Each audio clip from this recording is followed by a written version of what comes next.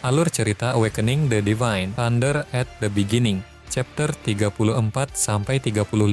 Video ini merupakan kelanjutan dari cerita sebelumnya. Cerita berlanjut, ibu anak itu mendekap putrinya dengan erat, suaranya bergetar penuh kecemasan. "Yinyin, jangan menangis, nak, jangan menangis."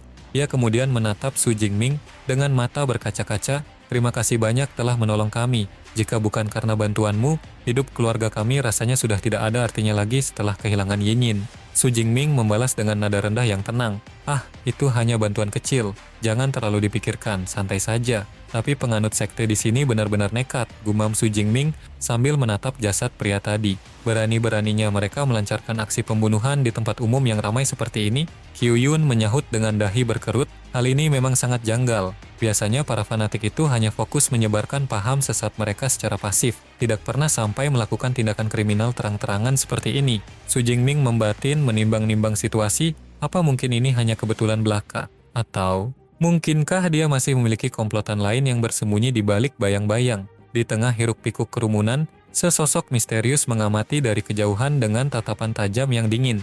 Tak lama kemudian, ia menarik tudung kepalanya hingga menutupi wajah dan beranjak pergi. Tampaknya firasat Su Jingming benar, pria itu adalah bagian dari komplotan yang sama. Cerita berpindah ke sebuah kediaman megah yang tersembunyi.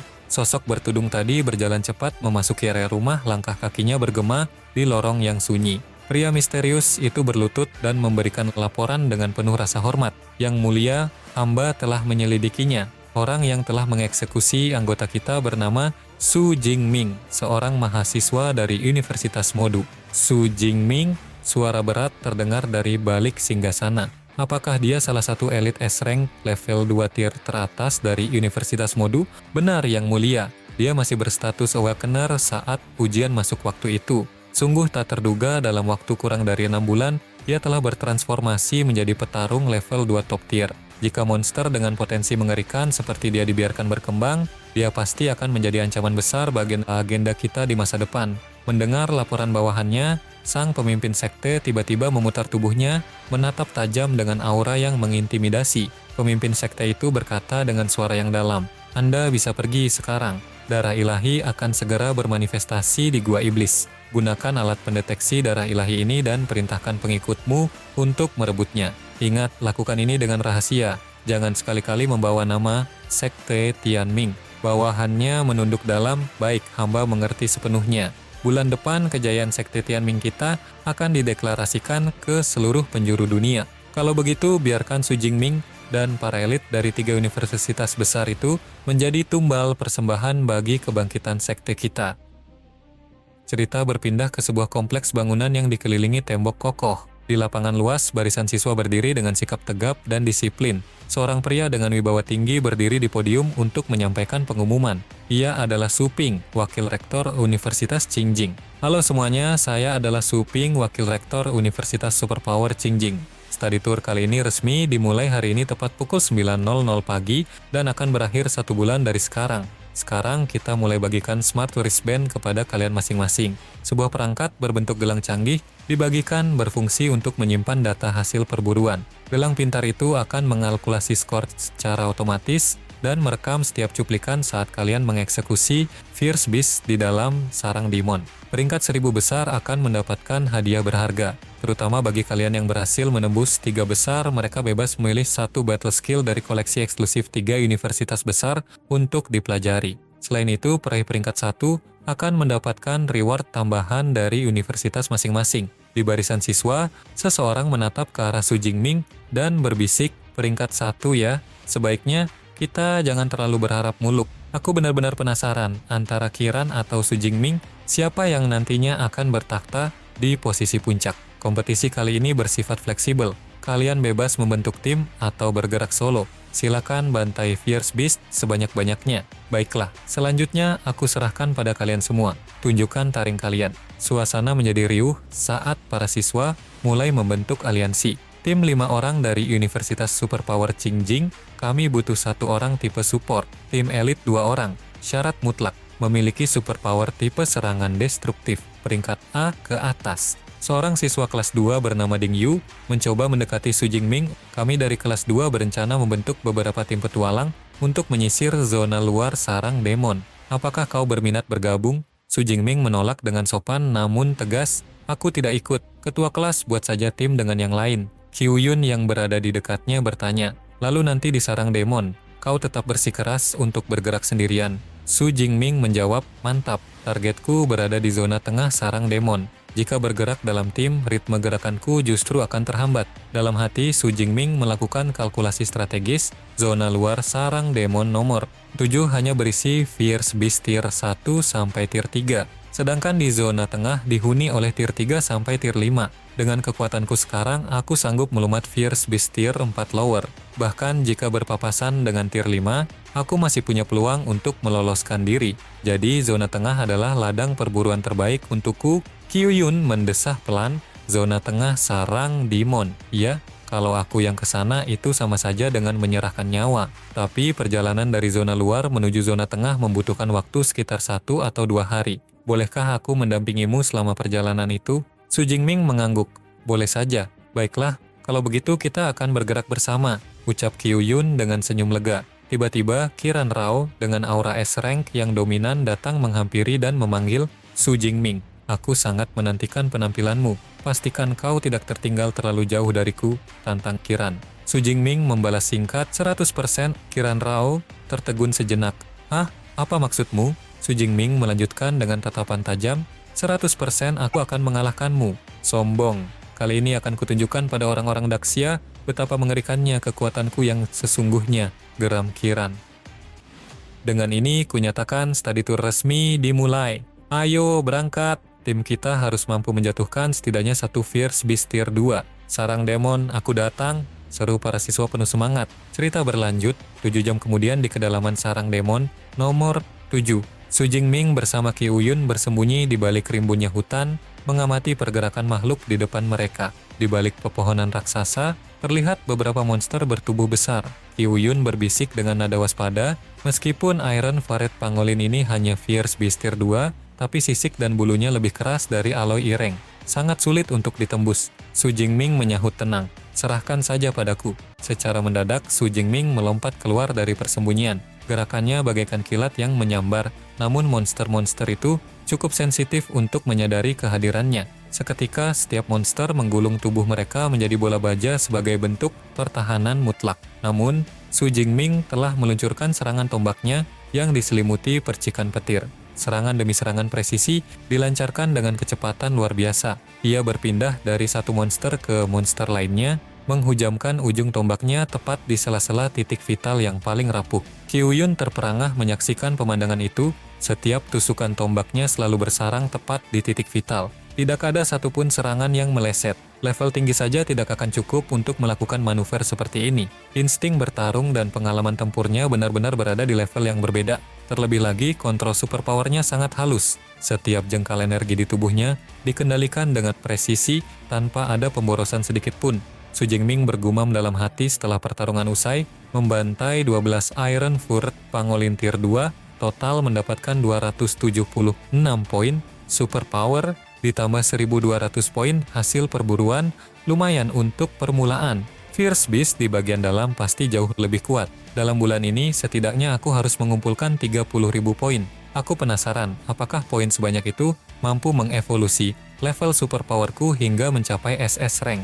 Kyuyun menghampiri, sini aku bantu bereskan. Jingming, kau benar-benar berbeda dari pengguna tipe lightning yang pernah kutemui. Su Jingming menoleh, oh, apa bedanya? Kyuyun menjelaskan, biasanya para pengguna elemen petir cenderung meledakkan kekuatan mereka secara berlebihan dan brutal. Tapi kau sangat efisien dan penuh perhitungan saat menggunakan energimu. Su Jingming menjawab, santai.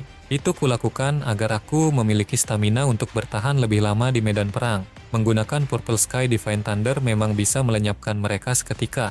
Tapi itu ibarat menggunakan meriam besar hanya untuk membunuh seekor nyamuk. Dengan menjaga efisiensi energi, aku bisa membantai lebih banyak musuh. Kyuyun mengangguk paham. Walah, begitu rupanya. Namun dalam hati ia mengeluh, duh, sayang sekali.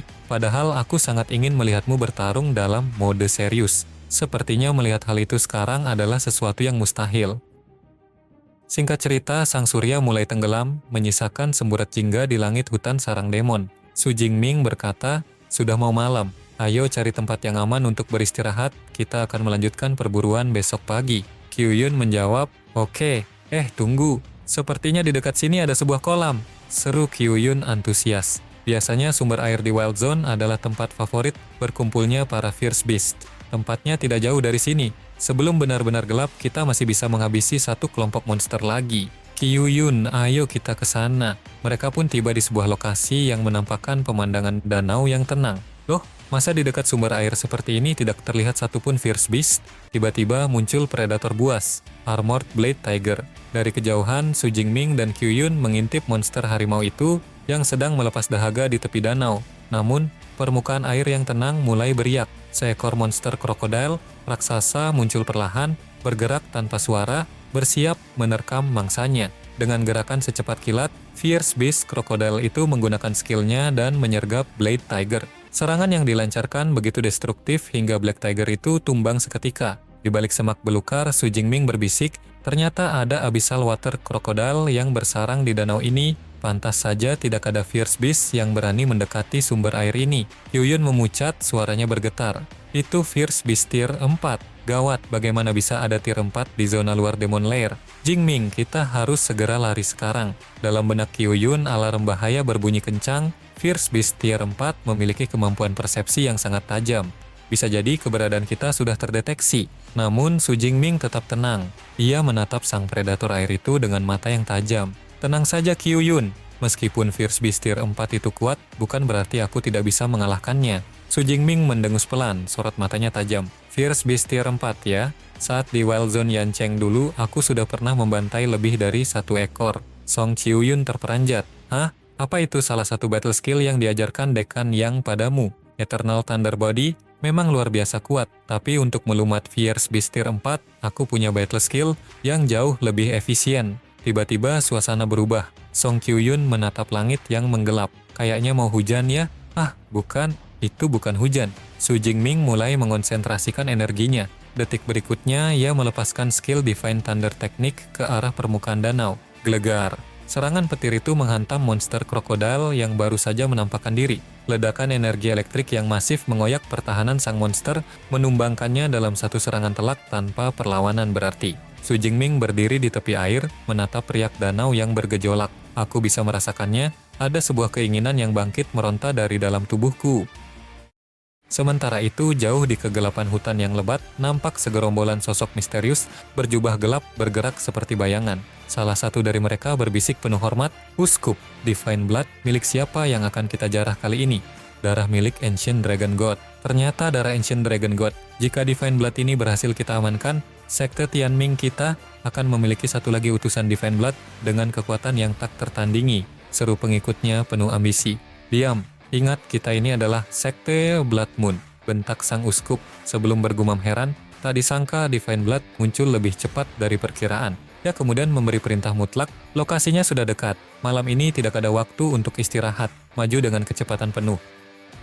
Kembali ke tepi danau, kepanikan mulai merayap di wajah Song Kyuyun. Apa yang terjadi? Kenapa air danau ini tiba-tiba berubah warna menjadi merah darah? Su Jingming bertanya dengan nada menyelidik. Kyuyun, apa kau merasa air darah di kolam ini menarik perhatianmu? Menarik?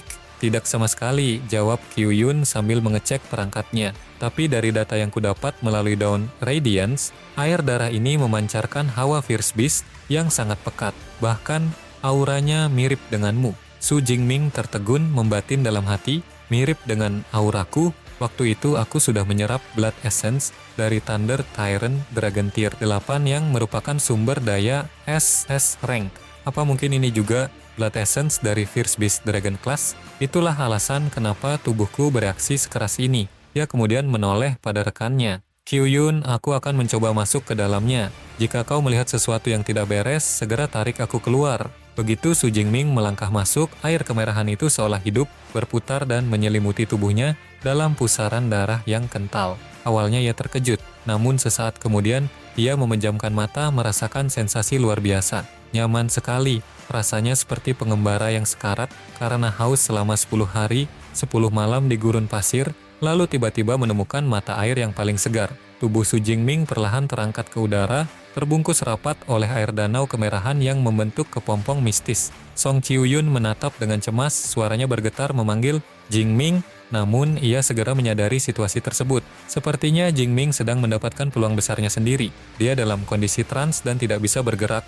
Kalau begitu biarlah aku yang menjadi perisaimu.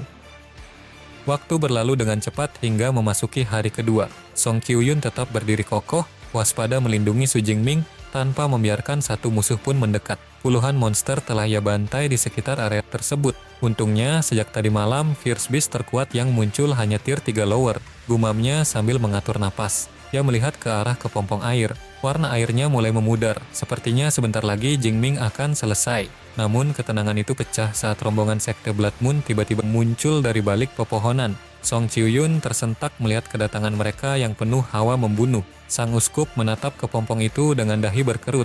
Ini bukan pertama kalinya aku mengambil Divine Blood, tapi kenapa bentuknya berubah menjadi aneh seperti ini? Salah satu pengikutnya mengenali sosok di sana. Dia itu ranking 2 dari Universitas Modu. Kenapa mahasiswa baru Universitas Modu bisa ada di tempat terpencil ini? Song Chiuyun mencoba bersikap tenang. Di sini tidak ada Fierce Beast dan sumber air ini sudah tercemar. Jika kalian mencari air, aku sarankan cari di tempat lain. Seketika salah satu anggota sekte berteriak marah, itu adalah Divine Blood yang suci. Beraninya kau menyebutnya tercemar. Jangan buang waktu dengan gadis ini. Ambil kepompong darah di belakangnya sekarang juga, perintah sang pemimpin. Chiuyun menggertak gigi. Gawat, mereka memang mengincar air darah ini. Pemimpinnya level 4 dan yang terlemah level 3. Aku tidak punya pilihan lain. Ia segera mengaktifkan item pada kalungnya. Seketika cahaya keemasan meledak, membentuk kubah perisai transparan yang membentengi dirinya. Serangan bertubi-tubi dari anggota sekte menghantam perisai itu, namun tak satu pun yang mampu menembusnya. Benda apa ini? Tanya mereka heran. Sang uskup menyipitkan mata. Jimat pelindung dari reruntuhan peradaban kuno. Benar, lanjutnya dengan nada serakah. Jimat jenis ini sangat langka dan hanya ada di reruntuhan kuno. Bisa digunakan berulang kali dan merupakan artefak penyelamat nyawa tingkat tinggi. Dari balik perlindungan emas, Song Chiuyun memprovokasi. Sudah tahu ini apa tapi masih belum pergi. Apa kalian sengaja ingin membuang-buang waktu di sini? Uskup itu terkekeh sinis. Hehe, yang aku tahu, jimat pelindung seperti itu memiliki durasi. Tenang saja, kami punya banyak waktu. Menunggu sebentar lagi bukan masalah bagi kami. Ya sudah, kalau begitu silakan tunggu dengan sabar. Balas Song Chiuyun dengan nada menantang. Namun di dalam hati ia sangat gelisah. Jimat ini hanya bertahan paling lama 1 jam lebih sedikit dan butuh waktu cooldown 12 jam. Semoga Jingming segera bangun sebelum 1 jam berakhir. 1 jam berlalu. Cahaya keemasan itu mulai meredup dan akhirnya hancur berkeping-keping. Perisai Song Chiuyun menghilang.